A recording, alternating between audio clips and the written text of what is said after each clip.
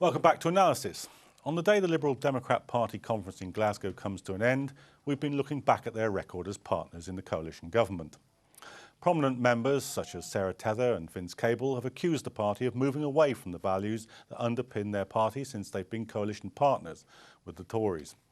Nick Clegg has defended their record in government, saying that every insult we've had to endure since we entered government, every snipe, every bad headline, every blow to our support was all worth it because we're turning Britain around. With me in the studio to discuss whether the Liberal Democrats have turned Britain around and looking specifically at welfare reforms are Joanna Kennedy, Chief Executive of Zacchaeus 2000, a charity that addresses poverty issues, Dawn Butler, Labour politician, who's up against Sarah Tether for the Brent Central seat, and on the phone, Issan Ghazni, who's chair of the ethnic minority Liberal Democrats. Welcome to the programme, all of you.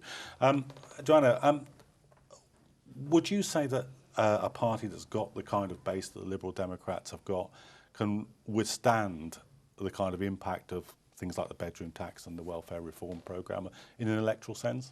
Well, I hope not, because I think on the whole the support for Liberal Democrats is progressive, and these policies are not at all progressive, and they are also not helping the economy. Most of these policies are dog whistle policies for the right to show that they're being mean to benefit to scroungers and not having any real effect on reducing the deficit. So I think that if once Liberal Democrat voters understand that, they will be shocked that their party has propped up these kinds of so-called reforms. Ishan, let me bring you in on this. I mean, isn't that the Liberal Democrat, underneath all this, underneath all the sort of discussion here and Sarah Tether resigning, the problem is that the Liberal Democrats stood on a left-of-centre platform and are in a well right-of-centre government, and you aren't going to be able to deal with that divergence, are you? I think what we have to accept, first of all, is that when it came to the general election in 2010, the Liberal Democrats didn't win the election, and neither did the Conservatives, and neither did the Labour Party. And the Liberal Democrats were in a situation where they had to form a government almost of national unity in order to try and respond to the years of devastation wreaked upon us by economic devastation wreaked upon us by the Labour Party.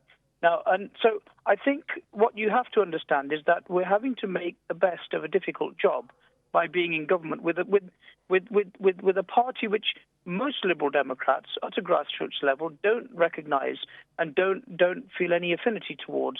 But they're having to do a job which has been handed down to them by the electorate, and they've done a very good job under some very, very difficult circumstances. Dawn, I mean, you know the constituency very, very well. What's your take on Sarah Tether saying she's going to stand down? Was this a politician who was, looking at a constituency where the welfare reform and the immigration issues were going to smash up the Liberal Democratic vote anyway, weren't they? Yeah, I mean, Sarah Tether's a very astute politician. She's very clever, she's very savvy. And she was known to be a hard-working constituency MP before 2010.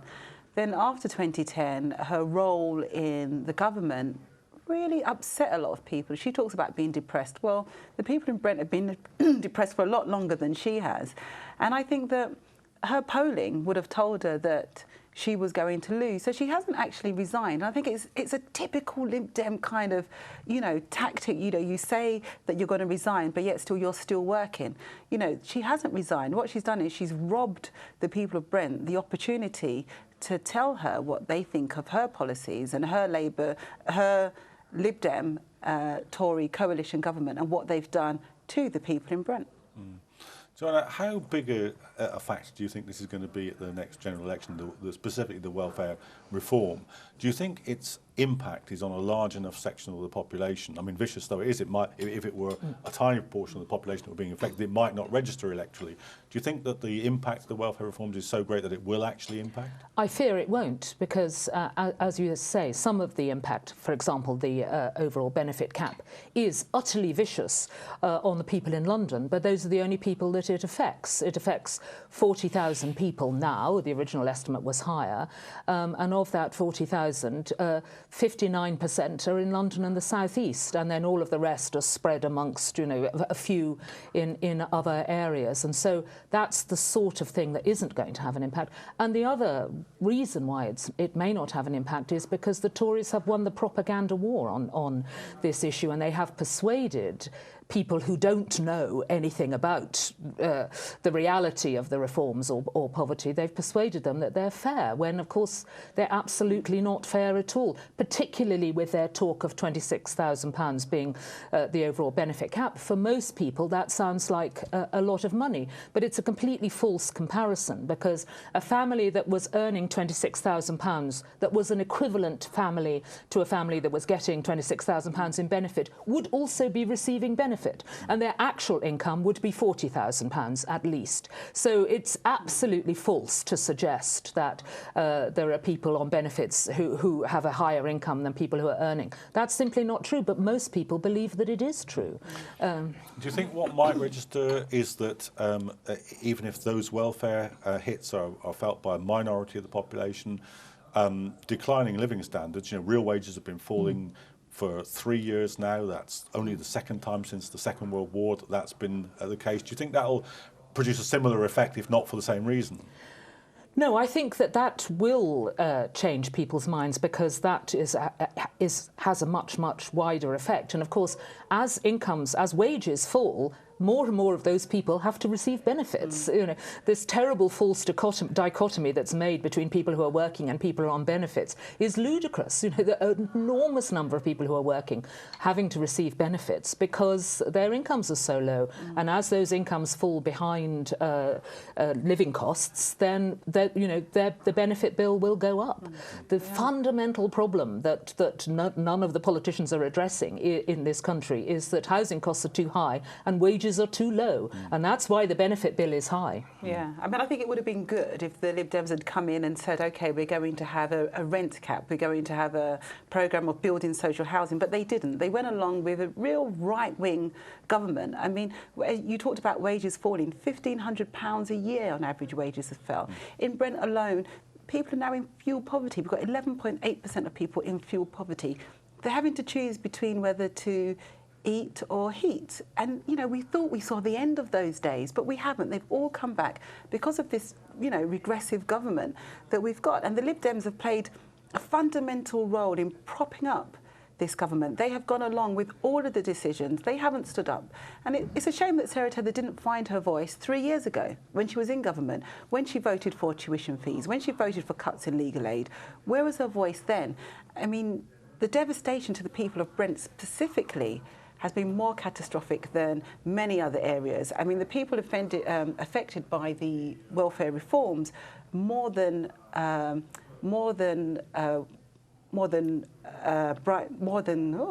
people affected by the welfare reforms are more in terms of numbers than Manchester and Birmingham put together. That's a huge number of people that are affected by these welfare reforms. Issan, I mean, you said, look, you know, the population, the electorate at the last election didn't elect any government, and that the Liberal Democrats are kind of doing the best they can here, even though they don't like it. But that's not strictly true, is it? Because there was a choice. I mean, we all remember the kind of whole round robin about who are the Liberal Democrats going to form a government with. You could have formed a government with Labour. You stood more politically close to them, and really what's happening now is you're being punished for making the wrong choice there. No, that wasn't true, because actually I was actually working in central office at the time when the whole election took place. So I saw some of those negotiations at very close quarters. And to be honest with you, the sort of negotiations that took place with the Labour Party were neither here nor there, because there were people within the Labour Party, some of the senior leaders within the party, who just weren't interested. I mean, there were individuals coming out with remarks which were almost about sort of trying to derail the whole negotiation process at the time. David Blunkett is one, for example. So within the actual negotiation process, the Labour Party were not really serious about continuing for another 4 years, because in a sense they were battle weary.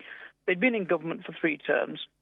and they didn't want much more to do. And also, what they realised was that they'd overseen an economic disaster in the country. The economy was in ruins, and so what they didn't want to do was to spend the next 4 years trying to tackle that, which they would have had great difficulty doing. When it came to a choice, the choice was essentially whether or not, and also the numbers didn't add up with the Labour Party either, because you could only form a very, very tight majority with opposition groups supporting it. The only two options that really existed was one, to form a coalition with the Conservatives, and the other one was to go into principled opposition. OK, well, let me just put that point to dawn, because that's a very different story than I think that most people recognise from the news at the time.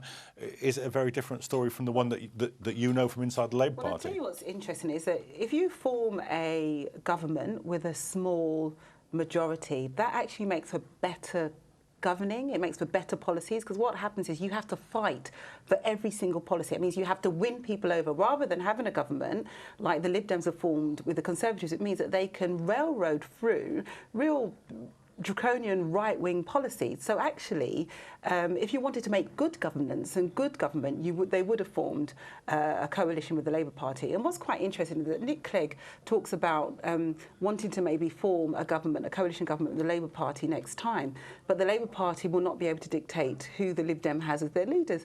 Oh, that's a bit hypocritical. I remember Nick Clegg saying he wouldn't form a coalition government with Labour unless Labour got rid of Gordon Brown. But all of a sudden, now the shoe's on the other foot, he's saying, right, well, actually, you can't do that. So I think it's quite disingenuous for any Lib Dem. And actually, Sarah Tether said, you know, each Lib Dem has to take their own responsibility for the actions that they've caused and the nightmare scenarios that they've caused, both nationally and locally. So I think it's quite disingenuous for any Lib Dem to try and turn around and say we didn't have a choice, or the country as a whole didn't select an overall party to govern. That is true. But the Lib Dems were trusted with a certain section of society and a certain section of their votes, and they were trusted with that vote because of their manifestos and the policy, and they have let people down badly. Do you think, I put the same point to Jeremy Corbyn in the first half, when Ed Miliband kind of fell into the accidental hero role over Syria and took a harder position than he initially meant to, and the vote went through, it was in line with public opinion, and they got a 2% bump. Went from 8% lead over the Tories to 10% lead over the Tories. Would you be happier if he did this over welfare reform? If he said, look, this is rubbish, beginning to end rubbish, we're not going down this road, rather than half accepting the agenda? Yes, I would, absolutely. And it's the same with the debate around immigration. I don't think that Labour's strong enough in its stance to talk about immigration in the positive light, in terms of what immigration has brought to the country. The fact that, you know, you've got like 20, 30%, you know, increase in certain areas because of immigration and migration. So sometimes I think we get the debate wrong. We don't quite get it right. So yes, I'd be happier if we would say, no, this is not what we're going to do. We are not going to punish the less fortunate in our society to pay for the actions of the rich and the famous, because ultimately it's smoke and mirrors, because it doesn't actually save money in the end. The councils that are moving people out of their houses and having to rehouse them, it's costing them more to rehouse them than it is to let them stay in the property where they're staying. And it's all about education and caring. Look what's happening with the A&E. You know, you say you're going to cut all these A&Es, then all of a sudden, oh my God, we're looking at disaster in the winter. You know, the A&Es are not going to be able to cope. Let's put an extra £50 million into helping the A&Es to get them through the winter. It's not actually saving the government any money whatsoever. Grabbing headlines, populist votes, I think. You know, when people are in with their backs against the wall, they always blame the immigrants, people of colour, and it's absolutely wrong. And I think that, you know, the Lib Dems should be ashamed of themselves, because they were supposed to be the party arguing against all of that. And if they were in opposition, they would never have gone with the policies that they've gone with. Yes, I'd like to say something about this. I think the Labour Party are starting to talk about the real issues. What's so depressing about this debate about welfare is that it talks about welfare as if it was a thing of itself. Welfare is a symptom. The welfare bill is a symptom of problems with our economy. And Labour are now starting to talk about dealing with the housing issue, dealing with wages. And those are the issues that need to be dealt with. But I really wish they wouldn't accept accept the way the debate has been framed by the right, because it's completely dishonest. You know, they all know perfectly well that the causes of welfare are not scroungers lying on sofas, but problems with our economy. There are no jobs, they're in the wrong places, houses are too expensive and so on. And that's what I wish Labour would stand up against, is the rhetoric and the narrative. They're starting to attempt to deal with the real issues, and that's great, but they're not challenging the narrative enough. I agree, because Labour is talking now about building houses, jobs guarantees for young people, all of those issues that would help ensure that less people are on welfare and more people come off welfare, and giving them life chances and opportunities. And that's where I think the Lib Dems have really made a mistake in signing up to this whole narrative, which goes from the dishonest, the whole economic problems were caused by the Labour Party.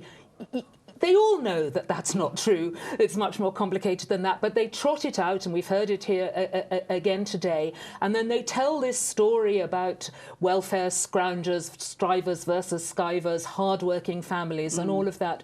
And they all know it's not true. And indeed, one of the things that the Lib Dems do, which is absolutely not true, is talk all the time about their 10% tax rate as helping the poorest. It doesn't, because the poorest receive tax credits, and the impact of reducing tax on tax credits means that the poorest are hardly better off at all. The 10% tax rate helps middle earners. It doesn't help the poor, and of course it doesn't help those who don't pay tax at all. But they trot that out all the time as saying, look what we've done. Let me put those points to Issan then, because I mean that's true, isn't it, Issan? I mean you said it, but you know, that Labour didn't want to be in government because it was afraid of the record on the economy, but no serious economist really believes that it was the last government's policy that crashed the economy.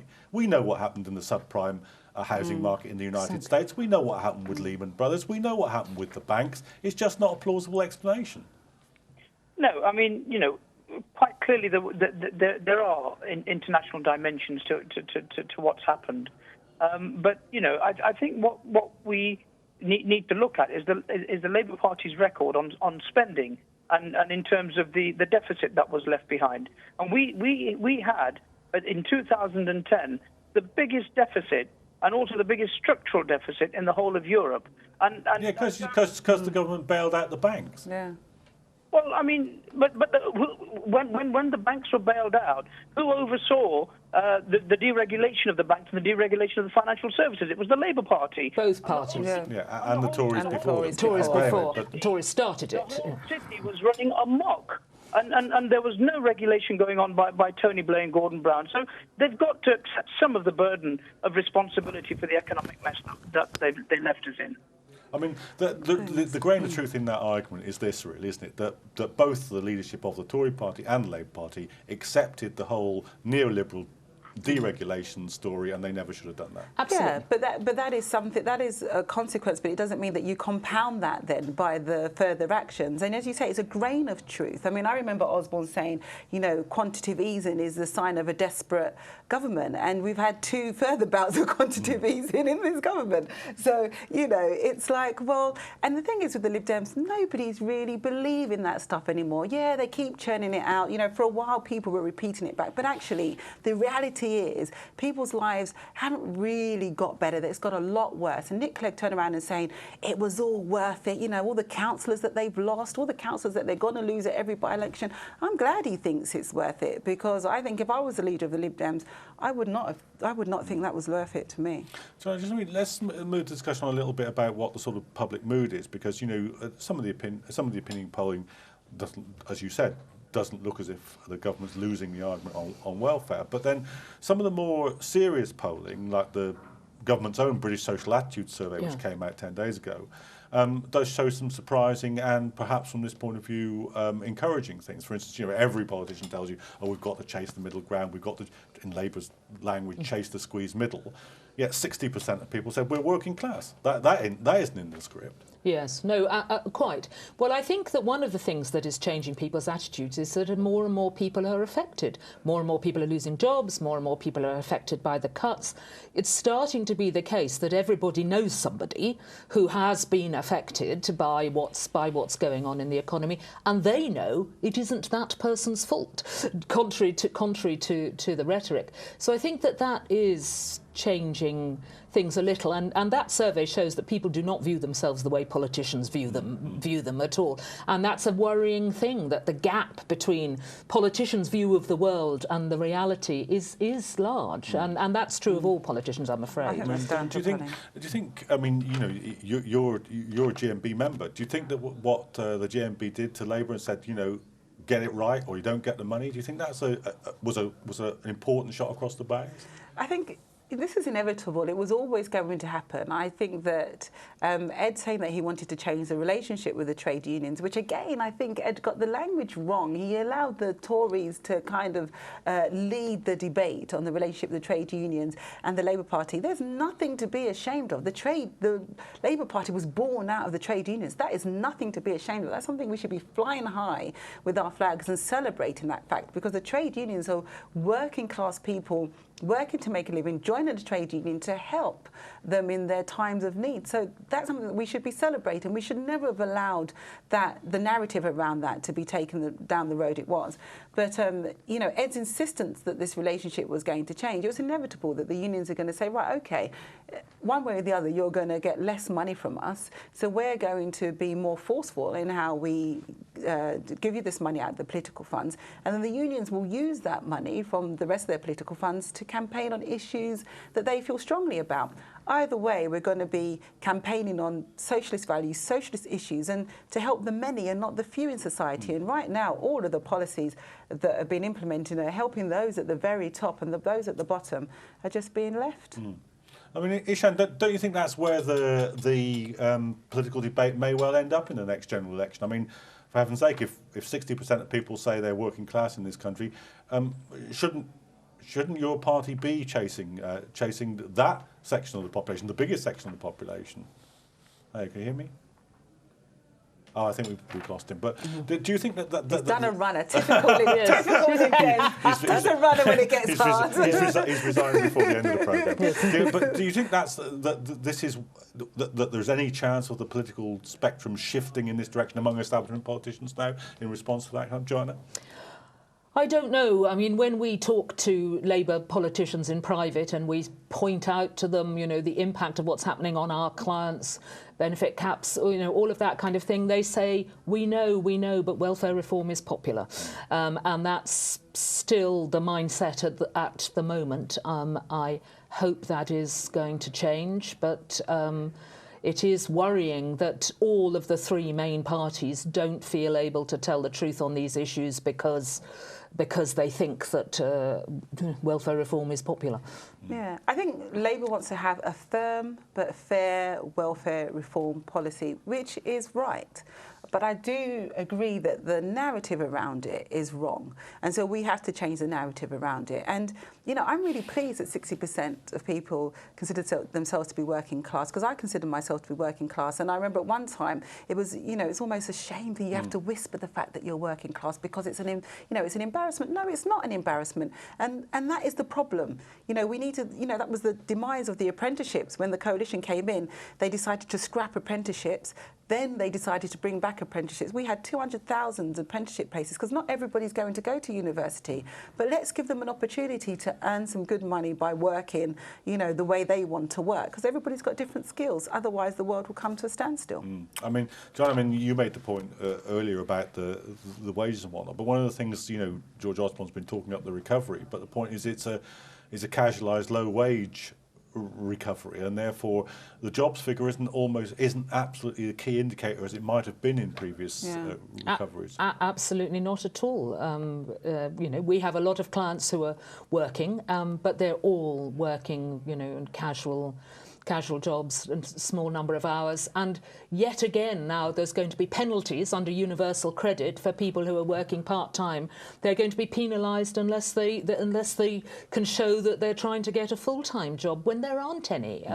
It's this kind of language of penalty as if it's your fault. It's always your fault if you're not earning, large amounts of money, and it's just not true, and it just doesn't represent the truth about the economy at all. And I think Joanna's right in terms of the whole picture and telling the truth in terms of the whole picture. I mean, those people that are unemployed for 2 years or more, it's gone up by 376%, a huge percentage, and that's in line with the rise of 0 hours contracts, which is completely being abused. So I think we have to tell the whole picture. Sometimes politicians don't get the time to tell the whole picture, and the media doesn't allow the whole picture to be told. I have to stop you there because we've run out of time, but I hope you've got a look at the economy and look at the issues that are different than we've got in the mainstream media, so do rejoin us for future editions of Analysis.